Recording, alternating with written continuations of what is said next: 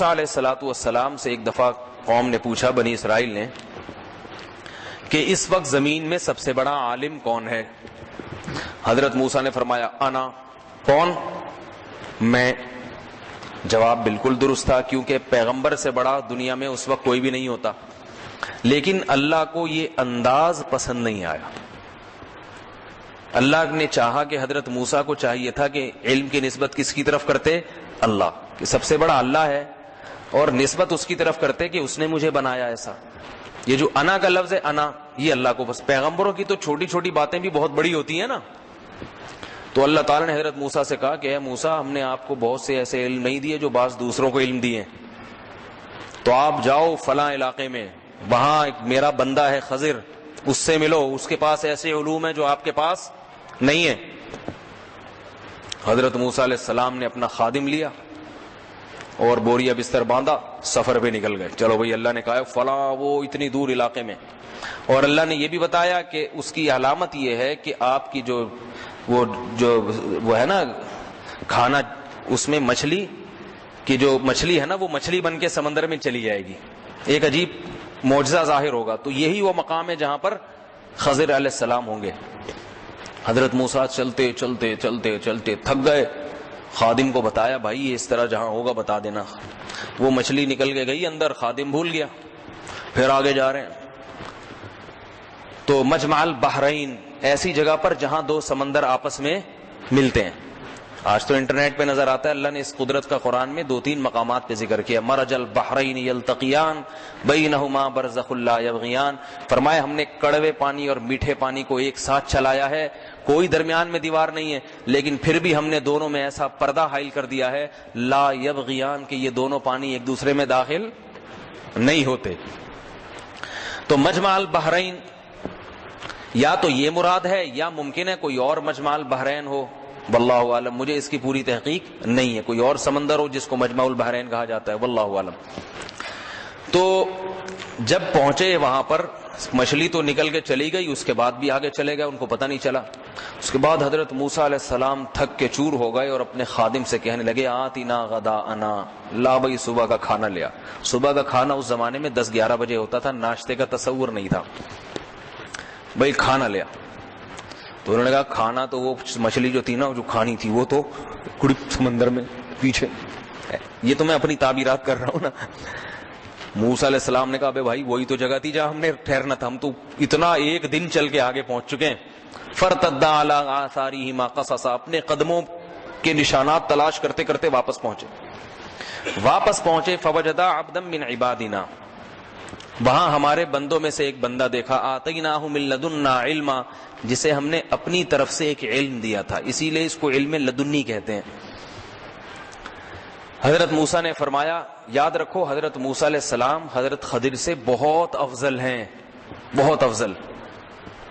بعض دفعہ کسی کو کسی سے کچھ سیکھنے کو کہا جاتا ہے نا، تو اس کا یہ مطلب نہیں ہے کہ وہ سکھانے والا سیکھنے والے سے افضل ہو گیا، فضیلت کا مدار تو کلی علم پر ہوتا ہے۔ تو حضرت موسیٰ نے کہا کہ بھئی اللہ نے مجھے آپ کے پاس بھیجا ہے تاکہ میں کچھ باتیں سیکھوں۔ تو خضر، میں جلدی مختصر کرتا ہوں، اس کو سمیٹتا ہوں، ورنہ یہ ہے تو بڑا دلچسپ، دل چاہتا ہے بڑے مزے لے کے اس کو سنایا جائے، لیکن وقت بہت زیادہ ہو جائے گا۔ تو حضرت موسیٰ نے کہا کہ بھئی اللہ نے مجھے آپ کے پاس بھیجا ہے تاکہ میں آپ سے کچھ سیکھوں۔ خضر علیہ السلام نے فرمایا انک لن تستطیع معی الصبر، اے موسیٰ تم میرے پاس جو کچھ دیکھو گے اس پہ تم صبر نہیں کر سکتے۔ یہ کیوں فرمایا؟ اس لیے کہ حضرت موسیٰ تھے پیغمبر اور جلالی، پیغمبر برائی دیکھ کے برداشت نہیں کرتے، یہ پیغمبر کی خصلت ہے۔ اور حضرت خضر نے کچھ ایسے کام کرنے تھے جو بظاہر برائی تھے، وہ تو اللہ جانتے تھے نا کہ اس کے اندر کیا حکمت ہے، لیکن ظاہر صورت میں کیا تھے وہ برائی۔ تو اس لیے فرمایا کہ اے موسیٰ تم صبر نہیں کر سکتے، سمجھ رہے ہیں نا بات کو؟ تو حضرت موسیٰ نے فرمایا کہ ستجدنی انشاءاللہ صابرا، انشاءاللہ میں صبر کروں گا اور نافرمانی نہیں کروں گا۔ تو حضرت خضر نے فرمایا ٹھیک ہے، میں جو کچھ کروں دیکھتے جانا، اعتراض نہیں کرنا، یہاں تک کہ میں خود تمہیں آخر میں سب بتا دوں گا یہ کیوں کیا میں نے۔ فانطلقا، دونوں چلے ہیں جی، یہاں تک کہ رکبا فی السفینہ، کشتی میں بیٹھے، کشتی والے نے بڑا انعام کر کے دونوں کو بٹھایا, چلو جی تمہیں پار کرا دیتا ہوں. جیسے ہی کشتی پار ہونے کا وقت آیا, حضرت خضر نے کشتی کا پھٹا پھاڑ کے توڑ دیا, عیبدار بنا دیا کشتی کو. حضرت موسیٰ نے فرمایا کہ اس بندے نے کیا بگاڑا ہے بھائی آپ کا؟ ٹھیک ہے, اس بندے نے کیا بگاڑا ہے, آپ نے کشتی توڑ دی اس کی. تو حضرت خضر نے فرمایا الم اقل انک لن تستطیع معی صبرا, میں نے کہا نہیں تھا کہ آپ صبر نہیں کر سکتے. دیکھو یہاں صورتن تو یہ عیب ہے کہ بے صبری, لیکن یہ بے صبری دنیا کے لیے نہیں ہے بلکہ دین کے لیے. تو یہ صورتن بے صبری ہے, ورنہ حقیقت میں یہ حضرت موسیٰ کا کمال ہے کہ برائی دیکھ کے نہیں علی المنکر کا جذبہ ہے نا کہ بھئی یہ کیا, ایک مظلوم کے ساتھ ایسا کیوں ہو رہا ہے. تو فرمایا کہ اگر اللہ نے نہ بھیجا ہوتا نا تو حضرت موسیٰ اسی وقت حضرت موسیٰ ایسے جلالی تھے, ایک فرشتہ آیا حضرت موسیٰ کے پاس. حضرت موسیٰ نے پوچھا کون کا فرشتہ, کیوں بھائی, روح قبض کرنے آیا ہوں. زور سے تھپڑ لگایا, اس کے بیچارے کی آنکھ نکل کے گر گئی نیچے. فرشتے نے جا کے اللہ سے شکایت کی, اللہ تو نے اپنے کس بندے کے پاس مجھے بھیجا ہے. تو حضرت موسیٰ تھے جلالی, قبطی کو لگایا تھا نا ایک مکہ, نیت یہ تھی کہ جھگڑا ہو رہا ہے. حضرت موسیٰ نے شہر میں دیکھا کہ ایک آدمی فرعونی جھگڑا کر رہا ہے بنی اسرائیل کے ساتھ, دونوں لڑ رہے ہیں. تو لڑائی جب چھڑوانی ہوتی ہے تو پہلے تو شرافت سے سمجھاؤ, بولے بھائی الگ ہو جاؤ. نہیں چھوڑ رہے ہوتے نا تو جا کے ایک ایک مکہ دونوں کو لگاتے ہیں, نہیں لگاتے لوگ, نہیں سمجھ میں آئی. دیکھو جب کوئی لڑ رہا ہو نا تو چھڑوانے کی کوشش کیا کرو. یہ بڑی صفاقی ہے, دو آدمی لڑ رہے ہیں اور آپ بیٹھ کے تماشا دیکھ رہے ہیں. آج ہم دیکھتے ہیں کہ لڑائی ہو رہی ہوتی ہے اور دوسرے دیکھ کے تماشا, مارنے دو ایک دوسرے کو, یہ درندگی ہے. کل آپ کی بھی لڑائی ہو سکتی ہے, آپ بھی چاہیں گے کوئی درمیان میں پڑے. اس وقت جو لڑنے والا ہے اس کی تو ذلت ہوتی ہے نا بھاگنے میں, وہ بعض دفعہ چاہ رہا ہوتا ہے کوئی دوسرا آ کے چھڑوائے, تو دوسرے تماشا دیکھ رہے ہیں. جیب کتروں کو پکڑ لو نا بس میں, اگر ایک آدمی پکڑتا ہے وہ پچھتاتا ہے. جیب کترا پکڑ لیا, دوسرے کچھ نہیں کر رہے, کہہ رہے خود ہی لڑ اس سے. بھائی وہ تو جیب کترا ہے, وہ تو اجتماعی دشمن ہے, اس کو تو سب مل کے کوٹو. لیکن یہ یقین کر لیا کرو پہلے ہے بھی یا نہیں ہے. ایسے کیسز بھی ہوئے ہیں, کسی نے اپنا جھگڑا کسی دوسرے پہ ڈال دیا, خام خامے جیب کترا کر دیا, اب لوگ بغیر وجہ کے کوٹ رہے ہیں اس کو پکڑ کے. تو وہ ایسے قتل کے واقعات بھی ہو چکے ہیں. ٹکر کسی اور نے ماری, پکڑا کسی اور کو. اب جب اور کو پکڑا, اس کو ایک مکہ لگائے تو سارے محلے والے آ گئے, بھائی اسی نے مارا. وہ کہہ رہے بھائی میں نے تو ٹکر ماری نہیں ہے, مار کے اس کو جان سے مار دیا. ایسے بھی واقعات ہوتے ہیں. تو پہلے یقین کر لو کہ یہ مجرم ہے بھی یا نہیں ہے. تو حضرت موسیٰ علیہ السلام نے فرمایا بھئی آپ نے کیا کیا ہے. ہاں, تو حضرت موسیٰ نے, وہ جو قبطی لڑ رہے تھے نا, حضرت موسیٰ نے چھڑوانے کے لیے ایک مکہ لگایا تھا اس کو کہ یہ لڑائی چھوڑے. تو حضرت موسیٰ کو علم نہیں تھا کہ میرے مکے میں اتنی طاقت ہے.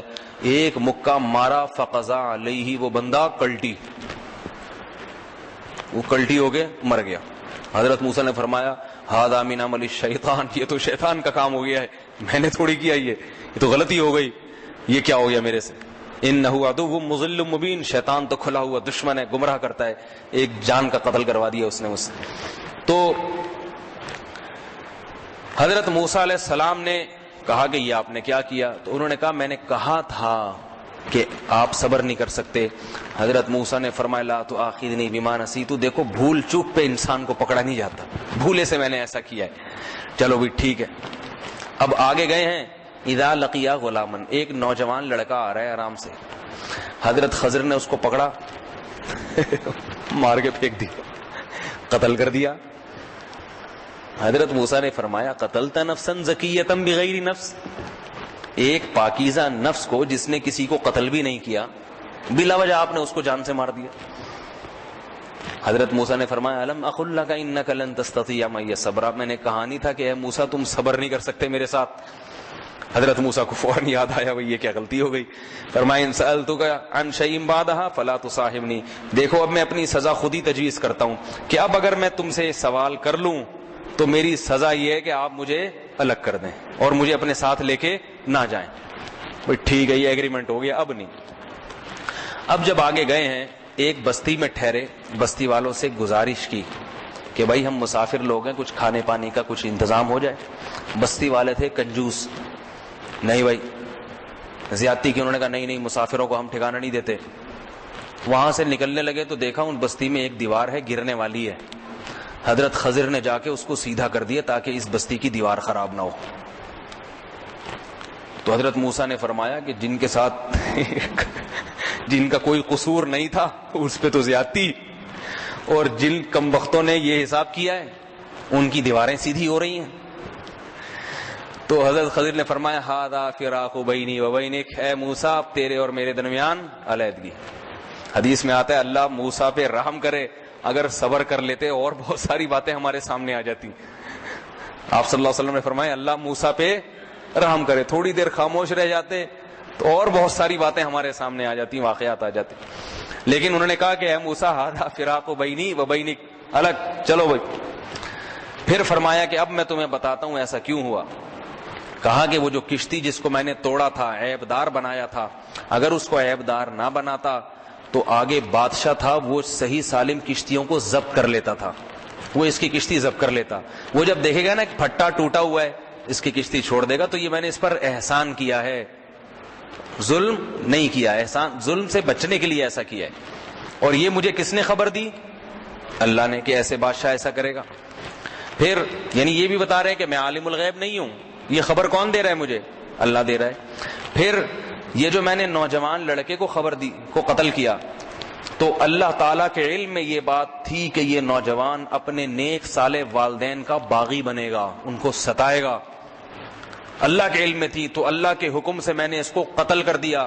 اس کے بدلے میں اللہ ان والدین کو دوسرا نیک بچہ دے گا جو ان کا فرمانبردار اور صالح بنے. سمجھ میں آ رہی ہے بات؟ تو اس سے پتہ چلتا ہے کہ بعض دفعہ کسی بچے کی موت میں ہی بہتری ہوتی ہے، یہ اللہ کے علم میں ہوتا ہے. تیسرا کیا ہے؟ کہا کہ یہ جو جس کی دیوار میں نے سیدھی کر دی ہے تو وہ سیدھی اس لیے کی ہے کہ یہ دیوار دو یتیم بچوں کی ہے، اور اس دیوار کے نیچے ان یتیم بچوں کے والد نے خزانہ دفن کیا ہوا ہے. سمجھ رہے بات کو؟ اور وکانا ابوہما صالحا، اور ان دونوں بچوں کا باپ نیک آدمی تھا. تو اللہ چاہتے ہیں کہ اس نیک آدمی کی اولاد ضائع نہ ہو. اگر یہ دیوار گر جاتی، نیچے سے خزانہ ظاہر ہو جاتا، یہ سارے محلے والے اس خزانے پہ قبضہ کر لیتے. تو اللہ نے چاہا کہ یہ دونوں بچے بالغ ہو جائیں، پھر زمین کھود کے اپنے باپ کی وراثت لے لیں اور مالدار بن جائیں.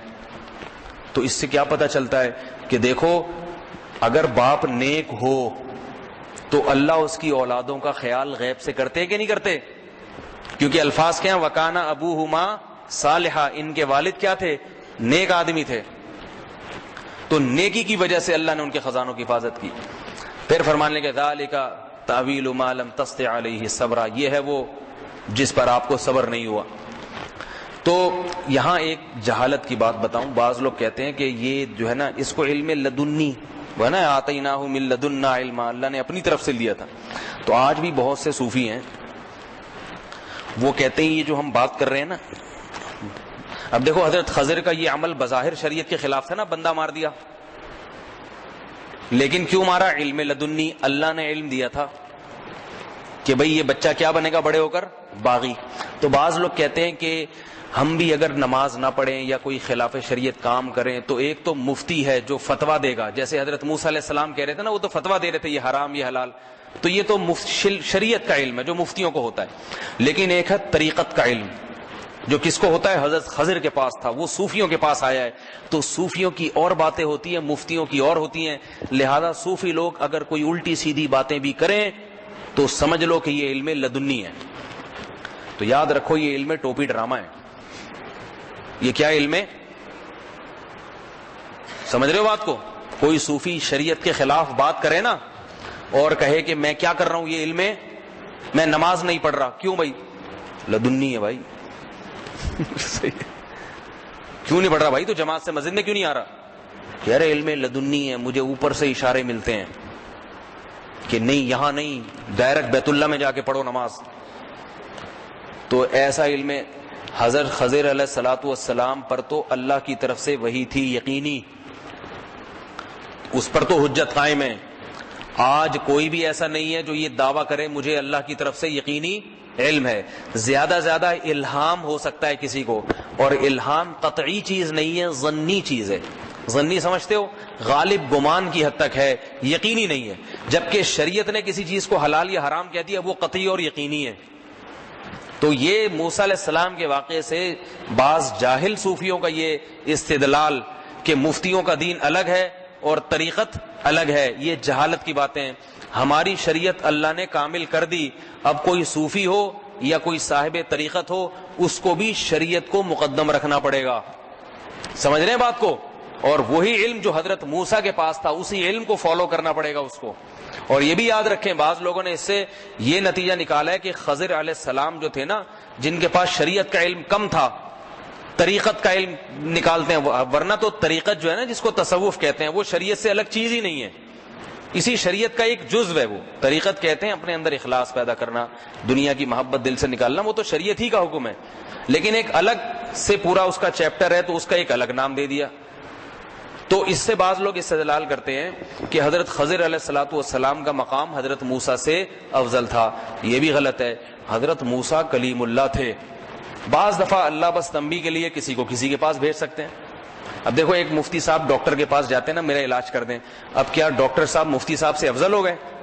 بھائی وہ علم اس کے پاس ہے، وہ ان کے پاس نہیں ہے. اور ایک ڈاکٹر کسی سائیکل والے کے، کسی پنچر والے کے پاس جاتا ہے، کہتا ہے کہ بھائی میری گاڑی کو پنچر لگا دو. پنچر والا کہتا ہے میرے ایک تو گھر پہ بڑے بڑے ڈاکٹر آتے ہیں، بڑے بڑے بریگیڈیئر کرنل یہاں کے گاڑیاں روکتے ہیں، جب تک میں ٹھیک نہ کروں آگے جا ہی نہیں سکتے. مجھے وزیر اعظم اگلا میں ہی ہوں گا.